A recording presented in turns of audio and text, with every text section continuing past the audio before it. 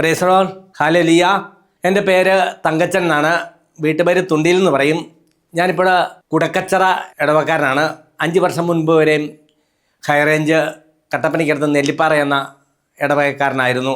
എൻ്റെ തൊഴിൽ കുറേ നാളുകൾ മുമ്പ് വരെയും തെങ്ങേറ്റമായിരുന്നു. എൻ്റെ ഏറ്റവും വലിയൊരു ആഗ്രഹം, എൻ്റെ ചെറുപ്പം മുതലുള്ള ഏറ്റവും വലിയൊരു ആഗ്രഹം എനിക്കൊരു വിശുദ്ധനാകണമെന്നായിരുന്നു. പക്ഷേ ഞാൻ ചിന്തിച്ചു, വിശുദ്ധനാകണമെങ്കിൽ എന്ത് ചെയ്യണം? എൻ്റെ അന്നത്തെ ചിന്താഗതി ഇങ്ങനെയായിരുന്നു, ഞാനൊരു വിശുദ്ധനാകണമെങ്കിൽ ഞാനൊരു വൈദികനാകണം. അപ്പം ഞാനൊരു വൈദികനാകട്ടെ ഞാൻ ആഗ്രഹിച്ചു. പക്ഷേ എനിക്ക് 6ാം ക്ലാസ് വരെ പഠിക്കാൻ സാധിച്ചിട്ടുള്ളൂ. 6ാം ക്ലാസ്സിന് ശേഷം എൻ്റെ വിദ്യാഭ്യാസം പൂർത്തിയാക്കണമെങ്കിൽ 15 കിലോമീറ്റർ അകലെ കട്ടപ്പന എന്ന സ്ഥലത്ത് പോയി പഠിക്കണം. അപ്പോൾ എൻ്റെ വീട്ടുകാർ എന്നോട് പറഞ്ഞ് പഠിത്തം നിർത്തിയേക്കാൻ പറഞ്ഞു. അതെനിക്ക് വലിയൊരു വേദനയായി. കാരണം എന്നാ, എനിക്കൊരു വിശുദ്ധനാകണമെങ്കിൽ വൈദികനായാൽ മാത്രമോ പറ്റുള്ളല്ലോ എന്നുള്ള ചിന്ത എന്നെ നിരാശനാക്കി. അതുകൊണ്ട് ഞാൻ വീട്ടുകാരുടെ മുമ്പിൽ ഒരു ഉപാധി വെച്ചു. 10ാം ക്ലാസ് പഠിച്ച് ഏതായാലും വൈദികനാകാമല്ലോ. അപ്പം ഞാൻ പറഞ്ഞു, അന്നത്തെ കാലത്ത് 10 20 പൈസ ഉണ്ടെങ്കിൽ എൻ്റെ വിദ്യാഭ്യാസം പൂർത്തിയാക്കാം. അങ്ങോട്ടും ഇങ്ങോട്ടും 10 20 പൈസ എക്സ്ട്രാ കാശ് ഉണ്ടെങ്കിൽ ഞാൻ പറഞ്ഞൊരു കാര്യം ചെയ്യാം, അങ്ങോട്ട് ഞാൻ ബസ്സിന് പൊക്കോളാം, ഇങ്ങോട്ട് ഞാൻ നടന്നു പോരാമെന്ന് പറഞ്ഞു. അതും ആ ആഗ്രഹം സാധിച്ചില്ല. വീണ്ടും പട്ടിണി കിടന്നും പ്രതീക്ഷിച്ചടിച്ച് നോക്കി, അത് സാധിച്ചില്ല. അങ്ങനെ 6ാം ക്ലാസ് ആയപ്പോൾ എൻ്റെ വിദ്യാഭ്യാസം നിർത്തി. പിന്നീട് എനിക്കൊരു വലിയ വേദനയായിട്ട് എന്നിൽ കിടന്നു. അതിനുശേഷം വിശുദ്ധരെക്കുറിച്ച് പഠിക്കാൻ തുടങ്ങി. ഒത്തിരിയേറെ വിശുദ്ധരെക്കുറിച്ച് ഞാൻ പഠിച്ചു, വായിച്ചു, മനസ്സിലാക്കിയപ്പോൾ ഞാൻ സത്യം മനസ്സിലാക്കി. എനിക്കും നമുക്കെല്ലാം വിശുദ്ധരാകാൻ സാധിക്കും. വിശുദ്ധരിൽ നിന്ന് വിളങ്ങി വന്ന 2-3 കാര്യങ്ങൾ ഞാൻ എല്ലാ വിശുദ്ധരെയും പഠിച്ചപ്പോൾ എനിക്ക് മനസ്സിലായി. വിശുദ്ധർ എല്ലാം നയിച്ച ഏറ്റവും വലിയൊരു ശക്തി, അവരെല്ലാം പരിശുദ്ധ കുർബാനയെ മുറുകെ പിടിച്ചിരുന്നു. കുർബാനയോട് ചേർന്ന് പോയാൽ നമുക്ക് വിശുദ്ധരാകാൻ സാധിക്കും എന്നുള്ള സത്യം എനിക്ക് മനസ്സിലാക്കി. വിശുദ്ധ പാദ്രോപ്പിയോ കുർബാനയുടെ വലിയൊരു വിശുദ്ധനാണ്. അദ്ദേഹം വിശുദ്ധ കുർബാനയെക്കുറിച്ച് പറയുന്ന ഇപ്രകാരമാണ്: വിശുദ്ധ കുർബാനയില്ലാതെ ലോകത്തിൽ ജീവിക്കുന്നതിനേക്കാൾ പ്രയാസം കുറഞ്ഞ കാര്യമാണ് ലോകം സൂര്യനില്ലാത്ത അവസ്ഥയിലായിരിക്കുന്നത്. പാദ്രോപ്പിയായിക്ക് ലോകം സൂര്യനില്ലാത്ത അവസ്ഥയിലും ജീവിക്കാൻ സാധിക്കും. പക്ഷേ പരിശുദ്ധ കുർബാന ഇല്ലാതെ ജീവിക്കാൻ പറ്റിയാവുന്ന അവസ്ഥയാണ് പാദ്രോപ്പിയ പറയുന്നത്. എന്നെ സംബന്ധിച്ചോളം ഭക്ഷണമില്ലാതെ എനിക്ക് ജീവിക്കാൻ സാധിക്കും. പരിശുദ്ധ കുർബാനയില്ലാതെ എനിക്ക് ജീവിക്കുന്ന കാര്യം എനിക്ക് ചിന്തിക്കാൻ പോലും പറ്റിയില്ല. അങ്ങനെ വിശുദ്ധ കുർബാനയെ മുറുകെ പിടിച്ചു. എല്ലാ ദിവസവും വിശുദ്ധ കുർബാനയിൽ പങ്കെടുത്ത് ആ കുർബാനയിൽ നിന്ന് ശക്തി സ്വീകരിച്ചുകൊണ്ടാണ് എൻ്റെ ജീവിതം മുന്നോട്ട് പോകുന്നത്. രണ്ടാമത് ഞാൻ മനസ്സിലാക്കിയ കാര്യം, വിശുദ്ധരെല്ലാം പരിശുദ്ധ അമ്മയോട് ചേർന്ന് പോയിരുന്നു. അമ്മയോട് ചേർന്ന് പോയാൽ നമുക്ക് വിശുദ്ധരാകാൻ സാധിക്കും. ഒരു ദിവസം ഒരു 10 ജപമാലയെങ്കിലും ചെല്ലാത്ത ദിവസം എൻ്റെ ജീവിതത്തിലില്ല. ഈ ജപമാല പ്രാർത്ഥനയിൽ എനിക്കിഷ്ടമുള്ളൊരു പ്രാർത്ഥനയുണ്ട്. ലുത്തിനിയായിൽ ഒരു ഇഷ്ടമുള്ളൊരു പ്രാർത്ഥനയുണ്ട്: സകല വിശുദ്ധരുടെയും രാജ്ഞി ഞങ്ങൾക്ക് വേണ്ടി അപേക്ഷിക്കണമേ. സകല വിശുദ്ധരുടെയും രാജ്ഞി എന്ന് വിളിക്കുമ്പോൾ എൻ്റെ ഉള്ളിൽ നിന്നുള്ള സന്തോഷം എനിക്ക് പങ്കുവെക്കാൻ വാക്കുകളില്ല. തങ്കച്ചന് വിശുദ്ധനാകാൻ ആര് വേണം? അമ്മ വേണം. അമ്മയോട് ചേർന്ന് പോയാൽ നമുക്ക് വിശുദ്ധനാകാൻ സാധിക്കും. പിന്നീട് ഞാൻ മനസ്സിലാക്കി, വിശുദ്ധരെല്ലാം മുന്നേറി സഭയോട് ചേർന്ന് പോയിട്ടാ. സഭയോട് ചേർന്ന് പോയാൽ നമുക്ക് വിശുദ്ധരാകാൻ സാധിക്കും. ഇനി പരിശുദ്ധ കുർബാനയോട് ഭക്തി ഉണ്ടെങ്കിലും പരിശുദ്ധ അമ്മയോട് ഭക്തി ഉണ്ടെങ്കിലും സഭയോട് ചേർന്ന് പോകുമ്പോഴാണ് നമ്മൾക്ക് വിശുദ്ധരാകാൻ സാധിക്കുന്നത്. സീറോ മലബാർ സഭയുടെ കുർബാന ക്രമത്തിൽ വലിയൊരു പ്രാർത്ഥനയുണ്ട്: സകല നന്മകളും സൗഭാഗ്യങ്ങളും നിറഞ്ഞ് മുടിചൂടി നിൽക്കുന്ന സഭയെന്നാണ് പറയുന്നത്. സഭയോട് ചേർന്ന്, പരിശുദ്ധ അമ്മയോട് ചേർന്ന്, കുർബാനയോട് ചേർന്ന് പോയാൽ നമുക്ക് വിശുദ്ധരാകാൻ സാധിക്കും. എൻ്റെ തൊഴിൽ തെങ്ങേറ്റമായിരുന്നു. ഈ തെങ്ങേറ്റത്തിന് പോകുന്നതിന് മുമ്പ് എല്ലാ ദിവസവും പരിശുദ്ധ കുർബാനയിൽ പങ്കെടുത്ത് ആ കുർബാനയിൽ നിന്ന് ശക്തി സ്വീകരിച്ചുകൊണ്ടാണ് ഞാൻ എൻ്റെ തൊഴിലിനായിട്ട് ഇറങ്ങുന്നത്. എൻ്റെ ഇടവകയിൽ വെള്ളിയാഴ്ച ദിവസങ്ങളിൽ മാത്രം വൈകുന്നേരം 5 മണിക്കാണ് കുർബാന, അത് 4:30-ക്ക്. അതുകൊണ്ട് ഞാൻ എന്ത് ചെയ്യും, വെള്ളിയാഴ്ച ദിവസങ്ങളിൽ കാൽവരി മൗണ്ട് എന്ന് പറഞ്ഞൊരു പള്ളിയുണ്ട്. ആ പള്ളിയിൽ പോയി പരിശുദ്ധ കുർബാനയിൽ പങ്കെടുത്തിട്ടാണ് ഞാൻ എൻ്റെ തൊഴിലിന് ഇറങ്ങുന്നത്. പ്രിയപ്പെട്ടവരെ, എൻ്റെ തൊഴിലൊരു പ്രത്യേകത ഉണ്ട്. ഞാൻ യന്ത്രം ഉപയോഗിച്ചല്ല തെങ്ങ കയറുന്നത്, കയറുകൊണ്ട് തായ്പൽ കെട്ടിയാണ് തെങ്ങ കയറുന്നത്. അപ്പോൾ വേനൽ കാലഘട്ടങ്ങളിലേക്ക് ഒരു പ്രശ്നമുണ്ട്. ഈ വേനൽ കാലഘട്ടം തെങ്ങയിലും കവുങ്ങയിലും കയറുമ്പം ഈ വെയിൽ വന്ന് തെങ്ങും കവുങ്ങും ചൂടായി കഴിഞ്ഞാൽ നമ്മൾ ഇറങ്ങി വരുമ്പോൾ കാല് പൊള്ളുന്ന ഒരു അവസ്ഥയുണ്ട്. അപ്പം വെള്ളിയാഴ്ച ദിവസങ്ങളിൽ 10ാം മൈൽ കാലിപരിമണ്ടിയിൽ പള്ളിയിൽ പോയിട്ട് വരുമ്പോൾ എൻ്റെ സമയം പോകും. 10 മണിയെങ്കിലും ആകും ഞാൻ പണിക്കിറങ്ങുമ്പോൾ. ആ സമയത്ത് എൻ്റെ തൊഴിൽ ചെയ്യുന്നവരെല്ലാം വെളുപ്പിനെ പണിക്കിറങ്ങി അവർ ജോലി തീർക്കുന്ന സമയത്താണ് എൻ്റെ ജോലി തുടങ്ങുന്നത്. എൻ്റെ ഈ പണിയെപ്പറ്റി, എൻ്റെ ഈ പള്ളിയിൽ പോക്കിനെ പറ്റി അറിയാവുന്നവരെല്ലാം എന്നോട് പറയണതാടാ, നീ എന്തിനാ ഇത്ര കഷ്ടപ്പാട് സഹിച്ച് 10ാം മൈൽ പള്ളിയിൽ പോകുന്നത്, കാലിപരിമണ്ടി പള്ളിയിൽ പോകുന്നത്? നീ ഒരു കാര്യം ചെയ്യ്, ഇനി വൈകുന്നേരം നിൻ്റെ ഇടവകയിൽ കുർബാനയുണ്ടല്ലോ, നീ ഒരു ദിവസം രാവിലെ ജോലിക്ക് ഇറങ്ങി നോക്ക്. രാവിലെ പണിക്ക് ഇറങ്ങിക്കഴിഞ്ഞ് നിനക്ക് വൈകുന്നേരം കുർബാനയിൽ പോരായിട്ട് വേനൽക്കാലമല്ലേ. ഞാൻ ചിന്തിച്ച്, ശരിയാണല്ലോ, ഒരു കാര്യം ചെയ്യാം, ഇന്ന് വൈകുന്നേരം കുർബാനയ്ക്ക് പോകാം. അങ്ങനെ ഞാൻ രാവിലെ പണിക്കിറങ്ങി എൻ്റെ പണിയെല്ലാം തീർത്ത് വൈകുന്നേരം 4:30-ക്കുള്ള കുർബാനയ്ക്കായിട്ട് എൻ്റെ ഇടവക പള്ളിയിലേക്ക് പൊയ്ക്കൊണ്ടിരിക്കുക. എൻ്റെ ഇടവക പള്ളിയുടെ തൊട്ട് താഴെ ഒരു കൊച്ചു ചാപ്പലുണ്ട്. ആ ചാപ്പലിൻ്റെ അവിടെ കോൺവെൻറ്റിലെ സിസ്റ്റർമാർ വരെ പിള്ളേരെ പറഞ്ഞു നിർത്തിയിട്ടുണ്ട്. ഇന്ന് 4:30-ക്ക് കുർബാനയില്ല, അച്ഛന് പെട്ടെന്ന് എന്തോ രോഗം വന്ന് അച്ഛനെയും കൊണ്ട് ഹോസ്പിറ്റലിലേക്ക് പോയേക്കുവാണ്, നിങ്ങളെല്ലാവരും തിരിച്ചു പൊക്കാനാണ് പറഞ്ഞത്. എനിക്കത് കേൾക്കാൻ പോലുമുള്ള ശക്തിയില്ല തന്നെ. കാരണം ഇത് വളരെയേറെ 10, 25, 30 വർഷങ്ങൾക്ക് മുമ്പുള്ള കാര്യമാണ്. അന്ന് വൈകുന്നേരങ്ങളിൽ വേറെ അപൂർവമായിട്ട് സ്ഥലങ്ങളിൽ മാത്രമേ കുർബാനയുള്ളൂ. ഞാൻ അവിടെ നിന്ന് പറഞ്ഞു, ഞാൻ അവിടെ നിന്ന് വീണ്ടും പള്ളിയിലോട്ട് പോവുക. അപ്പോൾ ആൾക്കാരെന്നെ വിളിച്ച്, തങ്കച്ച കുർബാനയില്ല, അച്ഛനും ഇല്ല, തങ്കച്ചൻ എന്തിനാ പള്ളിയിലോട്ട് വന്നത്? ഞാൻ പറഞ്ഞു, എന്നെ സ്നേഹിക്കുന്ന ഈശോ, ആ ഈശോ എനിക്കൊന്ന് കുർബാനയ്ക്കൊരു അവസരം ഉണ്ടാക്കി തരണം. ഞാൻ പള്ളിയിലോട്ട് കടന്നു ചെല്ലുക. പള്ളിയുടെ മുറ്റത്തോട്ട് കടന്ന് പള്ളിയുടെ വാതിലുകൾ മൊത്തം അടച്ചിട്ടിരിക്കുക, ഒരു മനുഷ്യൻ പോലും ഇല്ല. ആ സമയത്ത് എൻ്റെ മനസ്സിലേക്ക് കടന്നു വന്ന ചിന്ത, ഉൽപ്പത്തി പുസ്തകത്തിൽ യാക്കോബും ദൈവദൂതനുമായിട്ട് മൽപ്പിടുത്തം നടത്തുന്ന ഒരു ഭാഗമുണ്ട്. യാക്കോബ് ദൈവദൂതനെ കെട്ടിപ്പിടിച്ചുകൊണ്ട് പറയുന്നു, എന്നെ അനുഗ്രഹിച്ചിട്ടല്ലാതെ നിന്നെ ഞാൻ വിടിയല്ല. ഈ വചനഭാഗം എൻ്റെ മനസ്സിലേക്ക് കടന്നു വന്നേ. ഞാൻ ഈശോയോട് ഇപ്രകാരം പറയുവാണ് പള്ളിയുടെ മുറ്റത്തുകൊണ്ട്, ഈശോയെ, ഈ ദേവാലയത്തിൽ ഈ സമയത്ത് ഒരു പുരോഹിതനെ വരുത്തി ഒരു പരിശുദ്ധ കുർബാനയ്ക്കുള്ള അവസരം ഉണ്ടാക്കി തരാതെ തങ്കച്ചനെ നിൽക്കുന്ന സ്ഥലത്ത് നിന്ന് ഒരു സ്റ്റെപ്പ് പോലും മുന്നോട്ട് വയ്ക്കുകയില്ല. ഞാൻ അങ്ങനെ ശാഠ്യം പിടിച്ച് പ്രാർത്ഥിച്ചുകൊണ്ട് നിൽക്കുന്ന സമയത്ത് എൻ്റെ ഉള്ളിലേക്ക് ഒരു ചിന്ത കടന്നു വരുവാണ്, മോനെ തങ്കച്ച, നീ പെട്ടെന്ന് റോഡിലേക്ക് ഓടി ഇറങ്ങിക്കൊള്ളാനാണ് പറയുന്നത്. ദൈവം നമ്മളോട് സംസാരിക്കുന്നത് ചിലപ്പോൾ ഒരു സ്വരത്തിലൂടെ ആയിരിക്കും, ചിലപ്പോൾ ഒരു തോന്നലിലൂടെ ആയിരിക്കും. ഇത് ദൈവം സംസാരിച്ചാന്ന് എനിക്ക് മനസ്സിലായി. ഞാൻ പെട്ടെന്ന് ഓടി റോഡിലേക്ക് ഇറങ്ങി ചെല്ലുക. റോഡിലോട്ട് ഇറങ്ങി ചെല്ലുക. ഞാൻ സിനിമയിൽ മാത്രമേ കണ്ടിട്ടുള്ളൂ ഇത്ര സ്പീഡിൽ ബൈക്ക് പാഞ്ഞു വരുന്നത്. ആ ഒരു ബൈക്കിൻ്റെ മുന്നിലേക്കാണ് ഞാൻ ചെന്ന് വീഴുന്നത്. ആ ബൈക്കിൽ വൈദികനായിരുന്നു. വൈദികൻ അവിടെ വണ്ടി നിർത്തി ഞാനുമായിട്ട് സംസാരിച്ചു. എന്നോട് പറഞ്ഞു, തങ്കച്ചൻ പള്ളിയിലേക്ക് കയറി വരാൻ പറഞ്ഞു. ഞാൻ പള്ളിയിലേക്ക് കയറി ചെന്നു. പള്ളിയിലേക്ക് കയറി ചെന്നപ്പോൾ അച്ഛൻ പറഞ്ഞു, തങ്കച്ച, എല്ലാ ദിവസവും പരിശുദ്ധ കുർബാന തുടങ്ങുന്നതിന് തൊട്ട് മുൻപ് എങ്ങനെയാണോ മണി അടിക്കുന്നത്, അതുപോലൊക്കെ ഒരു മണി ഇങ്ങ് അടിച്ചേക്കാൻ പറഞ്ഞു. പരിശുദ്ധ കുർബാന തുടങ്ങുന്നതിന് തൊട്ട് മുമ്പേ എങ്ങനെയാണ് മണി അടിക്കുന്നത്? 1 മണിയാണോ 2 മണിയാണോ എന്ന് എനിക്ക് അറിയത്തില്ല. എങ്കിലും ഞാൻ ചിന്തിച്ചു 1 മണിയായിരിക്കും. എൻ്റെ സന്തോഷത്തിന് അതിരില്ല. ഞാൻ മണിക്കേറിൽ പിടിച്ച് ആഞ്ഞു വലിച്ചു. ഈ മണി അടിക്കുന്നതുകൊണ്ട് ബാലൻസ് വേണം. 1 മണി അടിക്കുന്നെങ്കിൽ പെട്ടെന്ന് മണി അടിച്ചിട്ട് കയറേന്ന് പിടിവിടരുത്. എനിക്കത് അറിയത്തില്ല. അന്ന് സന്തോഷം കൊണ്ട് മണി അടിച്ചു. പെട്ടെന്ന് 2 മണിയായിട്ട് അത് രൂപാന്തരപ്പെട്ടു. കപ്പ്യാർ ഓടി വന്നു. ആരാ ഞാൻ അറിയാതെ പള്ളിയിൽ മണി അടിക്കുന്നേ? പ്രിയപ്പെട്ട ദൈവമക്കളെ, ആ സമയത്ത് എനിക്ക് വേണ്ടി അവിടെ ഒരു പരിശുദ്ധ കുർബാന അർപ്പിക്കപ്പെട്ടു. ഇതുപോലെ തന്നെ വേറെ സംഭവം. വേറെ ദിവസം എൻ്റെ ഇടവകയിൽ 6:30 കുർബാന. ഞാൻ 6:30 പള്ളിയിലോട്ട് ചെന്നപ്പം അച്ഛൻ പറഞ്ഞു, തങ്കച്ച ഇന്ന് കുർബാനയില്ല. ഞാൻ ചോദിച്ചു, അച്ഛാ എന്തുകൊണ്ടാണ് കുർബാനയില്ലാത്ത? മോനെ, ഇന്നലെ വൈകുന്നേരം 6 മണി മുതൽ ഇന്ന് നേരം വെളുത്ത് 6 മണി വരെയും ഞാനും മിഷീലേക്ക് പിള്ളേരും കൂടി കപ്പ വാട്ടുമായിരുന്നു. കപ്പ വാട്ടിക്കഴിഞ്ഞപ്പോൾ നേരം വെളുത്ത് 6 മണിയായി. കറണ്ടില്ല, ഒരു തുള്ളി വെള്ളം പോലുമില്ല. കുളിക്കാതെ എങ്ങനെ ബലി അർപ്പിക്കുന്നൊരു ചോദ്യം ചോദിച്ചു. ഞാൻ അവിടെ നിന്ന് ഈശോയോട് ചോദ്യം ചോദിച്ചു, ഈശോയെ, ഞാൻ ഇന്ന് എവിടെ പോയി ബലി അർപ്പിക്കും? എൻ്റെ ഉള്ളിലൊരു സ്വരം വരുവാ, മോനെ തങ്കച്ച, നീ വാഴവരപ്പള്ളിയിലേക്ക് ഓടിക്കോളാനാണ് പറയുന്നത്. വാഴവരപ്പള്ളി എന്ന് പറയുന്നത് അവിടുന്ന് 6 കിലോമീറ്റർ അകലെയാ. മാനുഷിക ബുദ്ധി ചിന്തിച്ചാൽ നമുക്ക് ചില കാര്യങ്ങൾക്ക് ഉത്തരം കിട്ടിയല്ല. ഞാൻ ഇത്രയും കിലോമീറ്റർ ഓടിച്ചെന്ന് കഴിയുമ്പം അവിടെയും എൻ്റെ ഇടവകയിൽ ഒരേ സമയത്താണ് കുർബാന. ഞാൻ അന്ന് മാത്രം വാഴവരപ്പള്ളിയുടെ ചരിത്രത്തിലൊരു അത്ഭുതം സംഭവിച്ചു. തങ്കച്ചൻ അകത്തേക്ക് കാലെടുത്ത് കുത്തിക്കഴിഞ്ഞാണ് അന്നാപ്പസഹ തുടങ്ങുന്നത്. അങ്ങനെ അവിടെ ഒരു അത്ഭുതം പ്രവർത്തിച്ചു. അതിന് എൻ്റെ പിറ്റേ ദിവസം ഒരാഴ്ച കഴിഞ്ഞ് എനിക്കൊരു അനുഭവം ഉണ്ടായി. അന്ന് അവിടെ എൻ്റെ ഇടവേ കുർബാനയില്ല. ഞാൻ ഈ വാഴവരപ്പള്ളിയിലേക്ക് കടന്നു ചെല്ലുക. വാഴവരപ്പള്ളി കടന്നു ചെല്ലുമ്പോൾ അവിടെയും കുർബാനയില്ല. എനിക്ക് ആകെപ്പാടെ വിഷമമായി. ഞാൻ ചോദിച്ചു, ഈശോയെ, ഞാൻ എങ്ങോട്ട് പോകും? എൻ്റെ ഉള്ളിലൊരു സ്വരം വരുവാണ്, ഇരട്ടിയാർ പള്ളിയിലേക്ക് ഓടിക്കോളാനാണ് പറയുന്നത്. ഇരട്ടിയാർ പള്ളി എന്ന് പറഞ്ഞാൽ അവിടുന്ന് 6-7 കിലോമീറ്റർ ദൂരമുണ്ട്. ഞാൻ ഏതായാലും ആ ഇരട്ടിയാർ പള്ളിയിലേക്ക് ഓടുക. പെട്ടെന്ന് ഓടി മടുത്ത് ഒരു വീട്ടിൽ ചെന്ന് ഒരു മുറ്റത്ത് ചെന്ന് വീണെന്ന് പറഞ്ഞ അവസ്ഥയിലായി. ഉടനെ ആ വീട്ടിലെ ആൾക്കാരോട് ഞാൻ പറഞ്ഞു, എനിക്കിപ്പം പെട്ടെന്നൊരു ടാക്സി വിളിച്ചു തരണം, എനിക്ക് ഇരട്ടിയാർ പള്ളിയിലേക്ക് പോകാനാണ്. അവർ പെട്ടെന്നൊരു ടാക്സി എനിക്ക് വിളിച്ചു തന്നു. ഞാൻ ഇരട്ടിയാർ പള്ളിയിലേക്ക് ടാക്സിയിൽ പൊയ്ക്കൊണ്ടിരിക്കുക. ഇരട്ടിയാർ പള്ളിയുടെ തൊട്ട് താഴെ അന്ന് ജയന്തി കോളേജ് എന്ന് പറഞ്ഞിട്ട് കോളേജുണ്ട്. ആ കോളേജിൻ്റെ വാതിക്കലേക്ക് ചെന്ന് കഴിഞ്ഞപ്പോൾ അമ്മച്ചിമാരെല്ലാം കൂടെ ആ ഭാഗത്ത് വന്നപ്പം അമ്മച്ചിമാരെല്ലാം കൂടെ ജപമാലയും ചൊല്ലിക്കൊണ്ട് വരുന്നുണ്ട്. കുർബാനയും കഴിഞ്ഞ് ജപമാലയും ചൊല്ലിക്കൊണ്ട് വരുന്നുണ്ട്. ജീപ്പ് ഡ്രൈവർ പരിഹസിച്ചുകൊണ്ട് എന്നോട് ചോദ്യം ചോദിച്ചു, ഇനി പള്ളിയിൽ പോയിട്ട് കാര്യമുണ്ടോ? ഞാൻ പറഞ്ഞു, പള്ളിയിൽ പോയിട്ട് കാര്യമുണ്ട്. വണ്ടി പള്ളിയുടെ മുറ്റത്തോട്ട് കയറ്റാൻ പറഞ്ഞു. വണ്ടി പള്ളിയുടെ മുറ്റത്തോട്ട് കയറ്റി അവിടെ തങ്കച്ചന് വേണ്ടി ഒരു ബലി ആസൂത്രണം ചെയ്തുകൊണ്ടിരിക്കുകയാണ്. അങ്ങനെ ആ ബലിയർപ്പണത്തിൽ പങ്കെടുത്തു. 10 പൈസ ഇല്ലാതെയാണ് ഞാൻ വീട്ടിൽ നിന്ന് ഇറങ്ങിയത്. അന്നത്തെ കാലത്ത് 80 രൂപ വണ്ടിക്കൂലി കൊടുക്കേണ്ടി വന്നു എനിക്കിത്.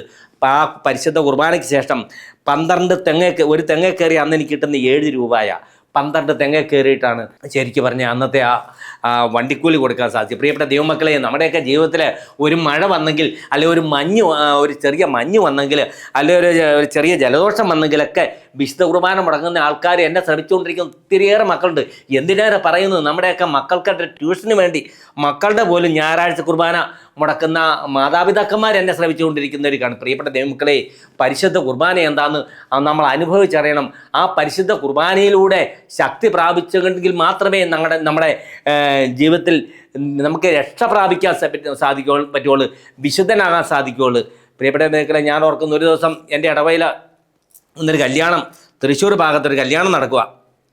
അപ്പം എന്നോട് പറഞ്ഞു 5:30 നമുക്ക് ഇവിടുന്ന് യാത്ര പുറപ്പെടണം. അപ്പം ഞാൻ പറഞ്ഞു ഞാൻ 5:30 പോരുകയല്ല, കാരണം എൻ്റെ കുർബാന മുടക്കിയിട്ടുള്ള ഒരു കാര്യങ്ങൾക്കും ഞാനില്ല. അവരെന്നെ പരിഹസിച്ചുകൊണ്ടൊരു ചോദ്യം ചോദിച്ചു, എടാ മണ്ട, നീ കേട്ടിട്ടുണ്ടോ കല്യാണത്തിന് കുർബാന ഇല്ലാതെ എവിടെയെങ്കിലും കല്യാണം നടത്തുന്നതായിട്ട് നീ കേട്ടിട്ടുണ്ടോ? ഞാൻ ഓർത്ത് ശരിയാണല്ലോ, ഞാനൊരു മണ്ടനാണല്ലോ, കല്യാണത്തിന് കുർബാനയുണ്ടല്ലോ. 5:30 യാത്ര പുറപ്പെടണം എന്നാണ് പറഞ്ഞത്. 10:30 കല്യാണ കുർബാന പറഞ്ഞിരിക്കുന്നത്. ചാലക്കുടി ഭാഗത്തുള്ളൊരു പള്ളിയിലാണ്. ഞങ്ങൾ 150 പേരാണ് യാത്ര പുറപ്പെടുന്നത്. പക്ഷേ എൻ്റെ ഉള്ളിൽ നിന്നൊരു സ്വരം കേൾക്കുവാണ്, മോനെ തങ്കച്ച, നിനക്കിന്ന് കല്യാണ കുർബാനയിൽ പങ്കെടുക്കാൻ പറ്റിയാലെന്നൊരു സ്വരം കേൾക്കുവാണ്. എങ്കിലും ഞാനിതിനൊക്കെ അവഗണിച്ചുകൊണ്ട് പോവുകയാണ്. പെണ്ണിനെ മാത്രം തലേദിവസം ബന്ധുവീട്ടിൽ കൊണ്ട് നിർത്തിയേക്കുക, കാരണം രാവിലത്തെ യാത്ര ബുദ്ധിമുട്ടാകുന്നുണ്ട്. 10:30 ഞങ്ങളുടെ വണ്ടി ഇടയ്ക്ക് വെച്ച് കേടായി, മറ്റു വണ്ടികൾ മുന്നോട്ട് പോവുകയില്ല. എൻ്റെ മനസ്സിൽ ഭയങ്കര വേദന തോന്നി. കാരണം 10:30, 11:30, 12 നമുക്ക് സമയം പൊക്കോണ്ടിരിക്കുന്നു. പെങ്കൊച്ചൻ്റെ വിവാഹം ആശീർവദിക്കുന്ന തൂങ്കുഴിപ്പിതാവാണ്. ഞങ്ങൾ ഈ വണ്ടിയൊക്കെ നന്നാക്കി അവിടെ ചെല്ലുമ്പോൾ കറക്റ്റ് 1 മണിയായി. എല്ലാവരും ഭക്ഷണം കഴിച്ചുകൊണ്ടിരിക്കുന്ന ഭാഗമാണ് ഞാൻ കാണുന്നത്. ഞാനും പെട്ടെന്ന് കൈ കഴുകി ഭക്ഷണം കഴിച്ചു. പ്രിയപ്പെട്ടവരെ, അന്ന് 10:30 തന്നെ പെണ്ണിനെ അവിടെ കൊണ്ട് നിർത്തിയിരുന്നത് കൊണ്ട് പെണ്ണിൻ്റെ അപ്പനും അമ്മയും ആങ്ങളമാരും സ്വന്തക്കാരും ബന്ധുക്കാരും ആരുമില്ലെങ്കിലും 10:30 തന്നെ പെണ്ണും ചെറുക്കനോടെ ഉണ്ടല്ലോ പെണ്ണിൻ്റെ വിവാഹം ആശീർവദിച്ചു. ഞാൻ പെട്ടെന്ന്, ഒരുപക്ഷെ നിങ്ങളുടെ മനസ്സിലേക്ക് ചെറിയൊരു സംശയം കടന്നു വരുമായിരിക്കും, കല്യാണ കുർബാനയിൽ പങ്കെടുക്കാൻ പറ്റിയല്ല എന്ന് ഒരു മെസ്സേജ് കിട്ടിയിട്ടും എന്തുകൊണ്ട് ഞാൻ പോയെന്നൊരു സംശയം നിങ്ങളുടെ മുമ്പിലേക്ക് കടന്നു വന്നേക്കാം. അന്ന് എനിക്ക് 2 സാധ്യതകളുണ്ട്. ഏതെങ്കിലും കാരണവശാൽ ഈ കല്യാണ കുർബാനയിൽ പങ്കെടുക്കാൻ സാധിച്ചില്ലെങ്കിൽ അന്ന് എനിക്കൊരു കൂട്ടായ്മയുണ്ട് പോട്ടെ ആശ്രമത്തിൽ വെച്ച്. വചനോത്സവം എൻ്റെ ആദ്യത്തെ ശുശ്രൂഷ വചനോത്സവം എന്ന മാധ്യമം വിതരണം ചെയ്യുമായിരുന്നു. വചനോത്സവം വിതരണം ചെയ്യുന്നവരെല്ലാം കൂടി ഏജൻസി കൂട്ടായ്മ എന്നുണ്ട്, കൂട്ടായ്മയുണ്ട്. ആ കൂട്ടായ്മയിലേക്ക് എല്ലാ വർഷവും 3 ദിവസം ധ്യാനത്തോടു കൂടിയാണ് കൂട്ടായ്മ. ആ കൂട്ടായ്മയിൽ എല്ലാ വർഷവും കുർബാനയോടുകൂടിയാണ് പ്രോഗ്രാം തുടങ്ങുന്നത്. അപ്പോൾ അവിടെ സാധ്യത ഉണ്ടെന്ന് പറഞ്ഞ് പെട്ടെന്ന് ഞാൻ ഭക്ഷണം കഴിഞ്ഞ് പെട്ടെന്ന് ഞാൻ പോട്ടെ ആശ്രമത്തിലേക്ക് ചെല്ലുവാണ്. പോട്ടെ ആശ്രമത്തിൽ ചെന്നപ്പോഴേ അവിടെ ഓഫീസിലിരിക്കുന്ന ഒരു അച്ഛനെ, ഫാദർ ആൻ്റണി തേക്കാനത്ത് പറയും അച്ഛൻ്റെ പേര്. അച്ഛനോട് ഞാൻ ചോദിച്ചു, അച്ഛാ ഇന്ന് പരിശുദ്ധ കുർബാനയോട് കൂടിയല്ല നമ്മുടെ പ്രോഗ്രാം തുടങ്ങുന്നത്. അച്ഛൻ പറയുവാണ്, മോനെ ഇന്ന് കുർബാന ഇല്ലടാ. ആ സമയത്ത് ഞാൻ അവിടെ നിന്ന് പൊട്ടിക്കരഞ്ഞു. അച്ഛൻ ചോദിച്ചു, എന്തിനാ കരയുന്നേ? ഞാൻ പറഞ്ഞു, അച്ഛാ ഞാനിന്ന് പരിശുദ്ധ കുർബാനയിൽ പങ്കെടുത്തില്ല. ഉടനെ അച്ഛൻ പറയുവാണ്, മോനെ നീ എൻ്റെ തോളെ തട്ടിക്കൊണ്ട് പറയുവാണ്, മോനെ നീ കരയണ്ടടാ, ഇന്ന് ഞായറാഴ്ചയൊന്നും അല്ലല്ലോ. അപ്പം ഞാൻ അച്ഛനോടൊരു ചോദ്യം ചോദിച്ചു, അച്ഛാ എന്തുകൊണ്ടാണ് എല്ലാ വർഷവും കുർബാനയോടുകൂടി തുടങ്ങുന്ന ഈ പ്രോഗ്രാം ഇന്ന് കുർബാനയില്ലാതെ എന്തുകൊണ്ടാണ് തുടങ്ങുന്നത്? അച്ഛൻ എന്നോട് പറയുവാണ്, മോനെ നിങ്ങളെ 450 പേരെയാണ് അവിടെ പ്രതീക്ഷിച്ചത്. ഇപ്പോൾ നിങ്ങൾ 800 പേര് വന്നിട്ടുണ്ട്. ഈ 800 പേരെ വെച്ചുകൊണ്ട് ഈ പ്രോഗ്രാം മുന്നോട്ട് പോവുകയല്ല, ഈ പോട്ടെ ആശ്രമത്തിൽ വെച്ച് അത് മുന്നോട്ട് പോവുകയല്ല. നിങ്ങളെല്ലാം കൂടെ ചാലക്കുടി ഡിവൈൻ സെൻ്ററിലേക്ക് കൊണ്ടുപോവാണ്. അവിടെയാണ് നമ്മുടെ ഈ കൂട്ടായ്മ നടക്കുന്നത്. അങ്ങനെ നിങ്ങൾ ആൾക്കാർ കൂടുതൽ വന്നതാണ്, പ്രോഗ്രാമിൽ മാറ്റം വരുത്തേണ്ടി വന്നു. ആദ്യം പിതാവിൻ്റെ ഒരു സന്ദേശമാണ്. ആ സന്ദേശത്തിനാണ് നിങ്ങളെല്ലാവരും കൂടെ ഞങ്ങളുടെ ഡിവൈനിലേക്ക് കൊണ്ടുപോകും. അവിടെയാണ് നമ്മുടെ ധ്യാനം തുടരുന്നത്, നമ്മുടെ പ്രോഗ്രാം തുടരുന്നത്. അതുകൊണ്ടാണ് കുർബാനയില്ലാത്തതെന്ന് പറഞ്ഞ്. ഈ ഡിവൈൻ ധ്യാന സെൻ്റർ എന്ന് കേട്ടപ്പോൾ എൻ്റെ മനസ്സിലേക്ക് പെട്ടെന്നൊരു സന്തോഷം കടന്നു വന്നു. ഞാൻ കേട്ടിട്ടുണ്ട് ഡിവൈൻ ധ്യാന സെൻ്ററിൽ 7 ഭാഷകളിൽ ധ്യാനം നടക്കുന്ന സ്ഥലമാണ്. 7 ഭാഷകളിൽ ധ്യാനം നടക്കുന്നിടത്ത് 7 ഭാഷകളിൽ കുർബാനയുണ്ടെന്നുള്ള സത്യം ഞാൻ മനസ്സിലാക്കി. എൻ്റെ മനസ്സിലൊരു സന്തോഷം വന്ന് ഞാൻ അച്ഛൻ്റെ സ്തുതി കൊടുത്തിട്ട് ഞാൻ അച്ഛനോട് ചോദിച്ചു, അച്ഛാ അങ്ങനെയെങ്കിൽ ഞാൻ ഡിവൈൻ ധ്യാന സെൻ്ററിലേക്ക് പൊക്കോട്ടെ? അച്ഛൻ എന്നോട് പറയാണ്, പോകാൻ പാടില്ല. പ്രിയപ്പെട്ട ദൈവമക്കളെ, എൻ്റെ ഏറ്റവും വലിയ ശക്തി കുർബാനയാണ്, അന്നും ഇന്നും. അപ്പോൾ കുർബാനയ്ക്ക് പോകണ്ട എന്നാണ് അച്ഛൻ പറയുന്നത്, ഡിവൈനിലേക്ക് അങ്ങനെ പോകണ്ട. ഞാൻ ചോദിച്ചു, എന്തുകൊണ്ടാണ് അച്ഛാ പോകണ്ടാത്തേ? അച്ഛൻ പറയുവാണ്, ഓരോരുത്തരും നിങ്ങൾ അങ്ങോട്ട് ചെന്നിട്ട് കാര്യമില്ല, നിങ്ങളെല്ലാവരും കൂടെ ഞങ്ങൾ ഇവിടുന്ന് വണ്ടിക്ക് എല്ലാവരും കൂടെ അങ്ങോട്ട് കൊണ്ടുപോവാണ്, അല്ലാതെ ഒറ്റയ്ക്ക് അവിടെ ചെന്നിട്ട് കാര്യമില്ല. എൻ്റെ മനസ്സിൽ ഈശോ ഒരു വചനം അപ്പോൾ ആ സമയത്ത് തരുവാണ്, വേണമെങ്കിൽ എനിക്ക് അച്ഛനെ അവഗണിച്ചുകൊണ്ട് എനിക്ക് ഡിവൈനിലേക്ക് പോകാം. അവിടെ ഡിവൈൻ ധ്യാന സെൻ്റർ ഏതെങ്കിലും ഒരു ഭാഷയിലെ കുർബാനയിൽ പങ്കെടുത്തിട്ട് എനിക്ക് പ്രോഗ്രാം വേണമെങ്കിലും ക്യാൻസൽ ചെയ്തിട്ട് പോകാം. പക്ഷേ എൻ്റെ മനസ്സിൽ ഈശോ ഒരു വചനം തരുവാണ്, അനുസരണം ബലിയേൽക്ക ശ്രേഷ്ഠവ. ഞാൻ അച്ഛനെ അനുസരിച്ചുകൊണ്ട് ഞാൻ പെട്ടെന്ന് മുറിയിൽ നിന്ന് പുറത്തോട്ടിറങ്ങി ചാപ്പലിൻ്റെ മുമ്പിലേക്കാണ് ഞാൻ ചെല്ലുന്നത്. ഈശോയോട് ഞാൻ പറയുവാണ്, ഈശോയെ അവിടുത്തെ അഭിഷേകത്തിലൂടെ അങ്ങ് പറഞ്ഞത് ഞാൻ കേട്ടു, ഞാൻ അനുസരിച്ചു. ഇനി ഈശോയോട് ഞാനൊരു കാര്യം പറയാൻ പോവുക, ഈശോ അതും കേട്ടേ പറ്റുള്ളൂ. ഞാൻ ഈ നിൽക്കുന്ന ഈ ചാപ്പലിൻ്റെ മുമ്പിൽ നിന്ന് ഒരു സ്റ്റെപ്പ് ഞാൻ മുന്നോട്ട് വെക്കണമെങ്കിൽ ഈ സമയത്ത് ഒരു വൈദികനെ വരുത്തി ഒരു പരിശുദ്ധ കുർബാനയ്ക്കുള്ള അവസരം ഉണ്ടാക്കി തരാതെ തങ്കച്ചനെ നിൽക്കുന്ന സ്ഥലത്ത് നിന്ന് ഒരു സ്റ്റെപ്പ് പോലും മുന്നോട്ട് വെക്കുകയില്ല. ശാഠ്യം പിടിച്ചുകൊണ്ട് നിൽക്കുന്ന സമയത്ത് ഞാൻ ഒരു അത്ഭുതം കാണുവാണ്. ആ കൊച്ചു ചാപ്പലിലേക്ക് ഒരു 15 വയസ്സിൽ താഴെ പ്രായമുള്ള ഒരു 50ഓളം പിള്ളേർ അങ്ങോട്ട് കയറി പോകുന്നു. ഞാൻ ആ പിള്ളേരോട് ചോദിച്ചു, മക്കളെ ഇവിടെ എന്നതാ നടക്കാൻ പോകുന്നത്? ആ കൊച്ചു പറയുവാണ്, ഇവിടെ ഉടനെ ഒരു മാസം നടക്കാൻ പോവുക. ഒരു കൊച്ചച്ഛനോടെ പിള്ളേരുടെ പുറകെ കയറി വരുവാണ്. ആ കൊച്ചച്ഛൻ ഞാൻ ചെന്ന അച്ഛൻ്റെ ആ മുറിയിലേക്ക്, ഓഫീസിലെ അച്ഛൻ്റെ മുറിയിലേക്ക് കൊച്ചച്ഛൻ കടന്നു ചെല്ലുന്നു. വീണ്ടും തിരിച്ചിറങ്ങി വരുന്നു. ഇവിടെ ഈ കൊച്ചു ചാപ്പലിൽ ആ കൊച്ചച്ഛൻ എനിക്കായിട്ടൊരു ബലി അർപ്പിക്കപ്പെടുന്നു. ഞാൻ പറയുന്നു, തങ്കച്ചൻ്റെ ഭാഷയിൽ പറഞ്ഞാൽ ആ പിള്ളേർക്ക് വേണ്ടിയായിട്ടല്ല, എനിക്ക് വേണ്ടി ആ ബലി അർപ്പിച്ചെന്നാണ് ഞാൻ വിശ്വസിക്കുന്നത്. കാരണം ഈശോയോട് ഞാൻ ചോദിച്ചു, ഈശോയെ ഞാനിനി എവിടെ പോകും ഞാൻ ബലി അർപ്പിക്കാൻ? ആ പ്രാർത്ഥന ഈശോ കേട്ടു. ഞാൻ പറയുന്നു, ഈശോയ്ക്ക് നമ്മുടെ പ്രാർത്ഥനകൾ സ്വർഗത്തിലെത്താൻ 1 മിനിറ്റ് മതി. നമ്മുടെ പ്രാർത്ഥനകൾ സ്വർഗത്തിലെത്താനും അതിന് ഉത്തരം കിട്ടാനും 1 മിനിറ്റ് മതി. അതെ, എനിക്കിത് മനസ്സിലായി. എൻ്റെ പ്രാർത്ഥന ഈശോ കേട്ടു. ഞാനിപ്പോഴും മനസ്സിലാക്കുന്നത്, ഈ പിള്ളേരെ കൊണ്ട് ഈ അച്ഛൻ എവിടെയോ ടൂർ പ്രോഗ്രാമിന് പോവുക. അവിടെ വന്നപ്പോഴാണ് എൻ്റെ പ്രാർത്ഥന കേട്ടപ്പോഴേ ആ സമയത്ത് ഈശോ അച്ഛനിൽ പ്രവർത്തിച്ചു. ഏതായാലും ഈ പിള്ളേർക്ക് എവിടെയെങ്കിലും കുർബാന അർപ്പിക്കണമല്ലോ, എന്നാൽ ഈ കൊച്ചു ചാപ്പലിലേക്ക് കേൾക്കാം. തങ്കച്ചൻ്റെ ഭാഷയിൽ പറഞ്ഞാൽ തങ്കച്ചന് വേണ്ടി അവിടെ ബലി അർപ്പിക്കപ്പെട്ടു. പ്രിയപ്പെട്ട ദൈവമക്കളെ, ഈ പരിശുദ്ധ കുർബാനയെക്കുറിച്ച് ഞാനിങ്ങനെ പ്രകടിച്ചുകൊണ്ട് ഈ എൻ്റെ അനുഭവങ്ങളൊക്കെ പറയും. പല ആൾക്കാരും പറയുന്നൊരു കാര്യമുണ്ട്, തങ്കച്ചൻ ചേട്ടാ ഞാൻ എല്ലാ ദിവസവും പരിശുദ്ധ കുർബാനയിൽ പങ്കെടുക്കുന്ന ആളാണ്, എന്നിട്ട് എന്ത് ചെയ്യുക? തങ്കച്ചൻ ചേട്ടൻ്റെ പോണക്ക് ജീവിതത്തിലെ ഇത്രയും വലിയ അത്ഭുതങ്ങൾ ഞങ്ങളുടെ ജീവിതത്തിൽ സംഭവിക്കുന്നില്ല. പ്രിയപ്പെട്ട ദൈവമക്കളെ, അപ്രകാരം നിങ്ങളുടെ ജീവിതത്തിൽ അത്ഭുതങ്ങൾ സംഭവിക്കുന്നുണ്ടെങ്കിൽ അതിൻ്റെ കാരണം കൂടെ ഞാൻ പറയാം. നിങ്ങൾക്ക് ഈ ഒരു അനുഭവത്തിൽ നിന്ന് മനസ്സിലാക്കും. പല ആൾക്കാർ ഞങ്ങളുടെ ഇടവകയിൽ എല്ലാ ദിവസവും പരിശുദ്ധ കുർബാനയിൽ പങ്കെടുക്കുന്ന ഒരു അമ്മച്ചിയുണ്ട്. ഞാനും ഈ അമ്മച്ചിയും കൂടെ ഒരു ദിവസം ഞങ്ങളുടെ ഇടവയിൽ കുർബാനയില്ലാതിട്ട് കാലുപരിമണ്ട് പള്ളിയിലേക്ക് പോയിക്കൊണ്ടിരിക്കുക. ആ പള്ളിയിലേക്ക് പോകുന്ന വഴിക്ക് വെച്ച് ഈ അമ്മച്ചിയോടൊരു അമ്മച്ചി വഴക്കുണ്ടാക്കി. അമ്മച്ചി ആ അമ്മച്ചിയോട് പറയുവാണ്, ഇതിൻ്റെ ബാക്കി പറയാൻ എനിക്ക് അറിയത്തില്ലാഞ്ഞിട്ടല്ല, പരിശുദ്ധ കുർബാന സ്വീകരിക്കണം, അല്ലായിരുന്നെങ്കിൽ നിന്നോട് ഞാൻ ഇതിൻ്റെ ബാക്കി പറഞ്ഞേനെ, തിരിച്ചു വരുമ്പം ബാക്കി പറയാം. പ്രിയപ്പെട്ട ദൈവമക്കളെ, നമ്മുടെ ജീവിതത്തിൽ പലപ്പോഴും അത്ഭുതം പ്രവർത്തിക്കുന്ന ഒരു കാരണം, പല കാരണങ്ങളുണ്ട്, ഒരു കാരണം എന്നാണെന്നറിയാവോ? പരിശുദ്ധ കുർബാന സ്വീകരിക്കാൻ യോഗ്യത വേണമെന്ന് നമുക്കല്ല എല്ലാവർക്കും അറിയാം. പക്ഷേ ഈ പരിശുദ്ധ കുർബാന സ്വീകരിച്ചു കഴിഞ്ഞ് പിന്നീടുള്ള നമ്മുടെ ജീവിതത്തിൽ എന്തും എങ്ങനെയും ജീവിക്കാമെന്നുള്ള തെറ്റായ ധാരണ ഒരു തെറ്റായ ഒരു ജീവിത രീതി നമ്മുടെ ജീവിതത്തിലുണ്ട്. ഏതായാലും ഞാനും അമ്മച്ചിയും കൂടെ പള്ളിയിലേക്ക് ചെന്ന് ആ പള്ളിയിലെ കുർബാന സ്വീകരണത്തിൻ്റെ സമയത്ത് എന്നെ സ്പർശിച്ച ഒരു സംഭവമുണ്ട്. ആ കുർബാന സ്വീകരണത്തിൻ്റെ സമയത്ത് ഗായക സംഘം പാട്ട് പാടിക്കൊണ്ടിരിക്കുക. ആ പാട്ട് പാടുന്നതിൻ്റെ ഇടയ്ക്ക് ഇപ്രകാരം ഒരു പാട്ട് എൻ്റെ ഹൃദയത്തെ സ്പർശിച്ചു. ആ പാട്ട് ഇപ്രകാരമാണ്, നീ എൻ്റെ ഉള്ളത്തിൽ വന്നാൽ അരുതാത്തതെല്ലാം അകലും.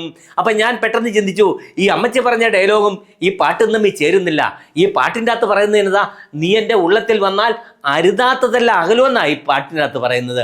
അമ്മച്ചി പറഞ്ഞത് എന്നതാ, തിരിച്ചു വരുമ്പം ബാക്കി പറയാം. പ്രിയപ്പെട്ട ദൈവമക്കളെ, ഞാൻ ഈ അമ്മച്ചിയെ വിധിക്കാൻ വേണ്ടി പറഞ്ഞല്ല. എന്നിട്ട് ഞാൻ ചുമ്മാ തിരിച്ച് അമ്മച്ചിയുടെ വശത്തോട്ട് നോക്കി ഈ പാട്ട് അമ്മച്ചിയും പാടുന്നുണ്ടോന്ന് അറിയാനായിട്ട്.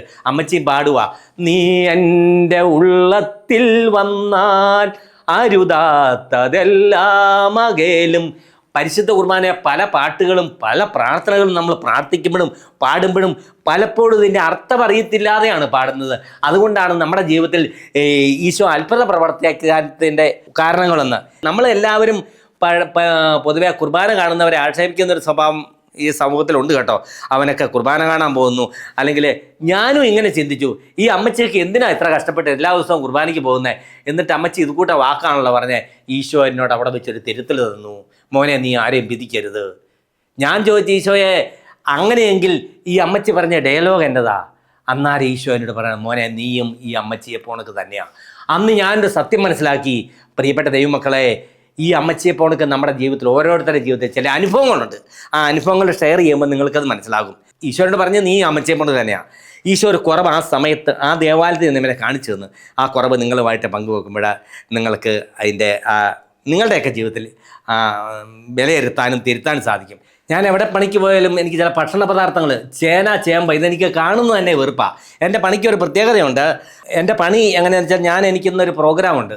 ഇന്ന് എനിക്കൊരു പ്രോഗ്രാം ഉണ്ടെങ്കിൽ ഇന്നത്തെ പണി ഞാൻ ഇന്നലെ ചെയ്യും. തെങ്ങിൻ്റെ കൂലി കിട്ടുന്നത് തെങ്ങിൻ്റെ എണ്ണം അനുസരിച്ചാണ് ഞങ്ങൾക്ക് കൂലി കിട്ടുന്നത്. അപ്പോൾ സാധാരണ ഒരു ദിവസം ഞാൻ 50 തെങ്ങയിലാണ് കയറുന്നെങ്കിൽ ഇന്ന് എനിക്കിവിടെ വചനം പ്രസംഗിക്കാൻ വരേണ്ടത് കൊണ്ട് ഞാൻ ഇന്നലെ 100 തെങ്ങ കയറും. അങ്ങനെ ഓവറായിട്ട് പണി ചെയ്ത് കഴിയുമ്പോൾ എൻ്റെ ശരീരത്തിന് ഭയങ്കര ക്ഷീണമായിരിക്കും. അപ്പോൾ പിറ്റേ ദിവസം അങ്ങനെ പണിയാൻ പോകാൻ പറ്റില്ലാത്ത അവസ്ഥ വരും. ഒരു ദിവസം ഞാൻ ഓവറായിട്ട് പണി ചെയ്തു, പിറ്റേ ദിവസം എനിക്ക് ശരീരത്തിന് ഭയങ്കര ക്ഷീണം, എനിക്ക് പണിയാൻ പറ്റില്ലാത്ത അവസ്ഥ വന്നപ്പോൾ ഞാൻ ഓർത്ത് ഇന്ന് വീട്ടിൽ വിശ്രമിക്കാമെന്ന് ഓർത്തുകൊണ്ടിരുന്ന് കാപ്പി കുടിക്കേണ്ട സമയമായപ്പം എൻ്റെ ജീവിത പങ്കാളി ചേമ്പ് പുഴുങ്ങിയത് എടുത്തുകൊണ്ട് വന്ന്.